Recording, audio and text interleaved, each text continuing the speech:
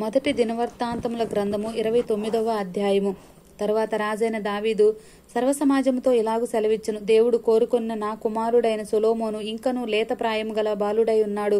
కట్టబో ఆలయము మనుషునికి కాదు, దేవుడైన యెహోవాకే గనుక ఈ పని బహు గొప్పది. నేను బహుగా ప్రయాసపడి నా దేవుని మందిరమునకు కావలసిన బంగారపు పనికి బంగారమును, వెండి పనికి వెండిని, ఇత్తడి పనికి ఇత్తడిని, ఇనుము పనికి ఇనుమును, కర్ర పనికి కర్రలను, గోమేదపు రాళ్లను, చెక్కుడు రాళ్లను, వింతైన వర్ణము గల పలు విధపు రాళ్లను, మిక్కిలి వెలగన నానావిధ రత్నములను, తెల్ల చలువ రాయి విశేషముగా సంపాదించదని, మరియు నా దేవుని మందిరము మీద నాకు కలిగి ఉన్న మక్కువ చేత నేను ఆ ప్రతిష్ఠితమైన మందిరము నిమిత్తము సంపాదించి ఉంచిన వస్తువులు కాక నా స్వంతమైన బంగారమును వెండిని నా దేవుని మందిరము నిమిత్తము నేనిచ్చెదను.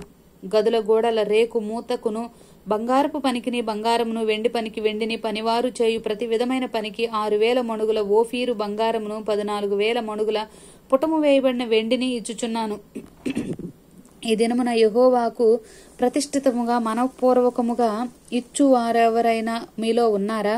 ఇప్పుడు పితరుల ఇండ్లకు అధిపతులను, ఇశ్రాయేళ్ల గోత్రపు అధిపతులను, సహస్రాధిపతులను, శతాధిపతులను, రాజు పని మీద నియమింపబడిన అధిపతులను కలిసి మనఃపూర్వకంగా దేవుని మందిర పనికి 10,000 మణుగుల బంగారమును, 20,000 మణుగుల బంగారమును, ద్రాములను, 20,000 మణుగుల వెండిని, 36,000 మణుగుల ఇత్తడిని, 2 లక్షల మణుగుల ఇనుమును ఇచ్చిరి. తమ యొద్ద రత్నములున్నవారు వాటిని తెచ్చి యెహోవా మందిరపు బొక్కసం మీదనున్న గెర్షోనీయుడైన యెహీయేలునకు ఇచ్చిరి. వారు పూర్ణ మనస్సుతో యెహోవాకు ఇచ్చి ఉండిరి కనుక వారు అలాగు మనఃపూర్వకంగా ఇచ్చినందున జనులు సంతోషపడిరి. రాజైన దావీదు కూడాను బహుగా సంతోషపడి సమాజము పూర్ణముగా ఉండగా యెహోవాకు ఇట్లు స్తోత్రములు చెల్లించెదను. మాకు తండ్రిగానున్న ఇశ్రాయేలు దేవా యెహోవా, నిరంతరము నీవు స్తోత్రార్హుడవు. యెహోవా, భూమి ఆకాశముల యందుండు సమస్తమును నీ వశము. మహత్యమును, పరాక్రమమును, ప్రభావమును, తేజస్సును, ఘనతయు నీకే చెల్లుచున్నవి. యెహోవా, రాజ్యము నీది. నీవు అందరి మీదను నిన్ను అధిపతిగా హెచ్చించుకొని ఉన్నావు. ఐశ్వర్యమును, గొప్పతనమును నీ వలన కలుగును. నీవు సమస్తమును ఏలువాడవు. బలమును, పరాక్రమమును నీ దానములు హెచ్చించువాడవు. అందరికీ బలము ఇచ్చువాడవు నీవే. మా దేవా, మేము నీకు కృతజ్ఞతాస్తుతులు చెల్లించుచున్నాము.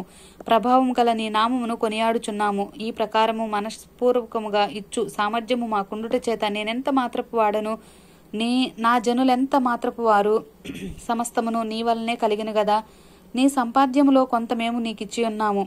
మా పితరులందరి వలనే మేమును నీ సన్నిధిని అతిథులమును పరదేశంలోనై ఉన్నాము. మా భూనివాసము కాలము నీడ ఎంత అస్థిరము.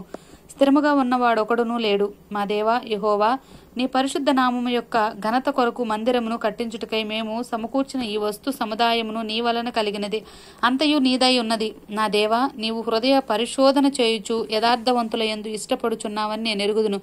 నేనైతే యథార్థ హృదయము గలవాడనై ఇవి అన్నియు మనఃపూర్వకంగా ఇచ్చి ఉన్నాను.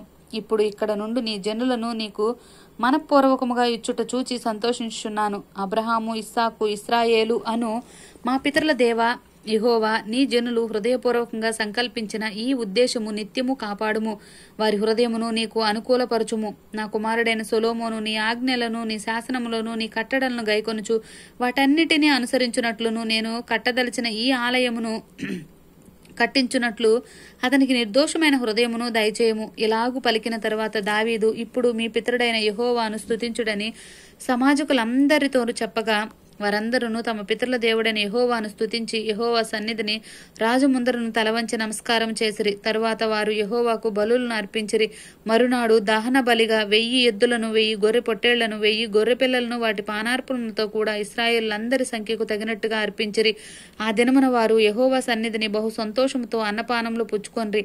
దావీదు కుమారుడైన సొలొమోనుకు 2వసారి పట్టాభిషేకం చేసి యెహోవా సన్నిధిని అతని అధిపతిగాను, సాదోకును యాజకునిగాను అభిషేకించిరి.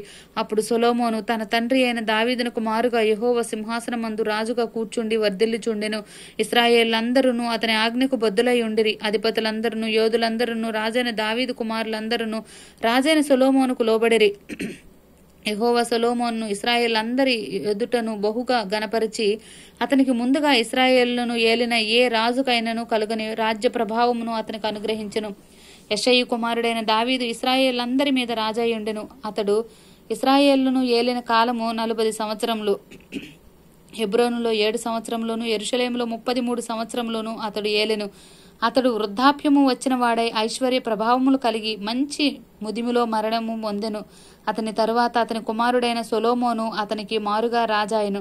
రాజైన దావీదునకు జరిగిన వాటన్నిటిని గూర్చియు అతని రాజరికమంతటిని గూర్చియు పరాక్రమమును గూర్చియు అతనికిని ఇశ్రాయేలుకును దేశముల రాజ్యములన్నిటికీ వచ్చిన కాలములను గూర్చియు దీర్ఘదర్శి సమూయేలు మాటలను బట్టియు ప్రవక్తయగు నాతాను మాటలను బట్టియు దీర్ఘదర్శి గాదు మాటలను బట్టియు వ్రాయబడి ఉన్నది.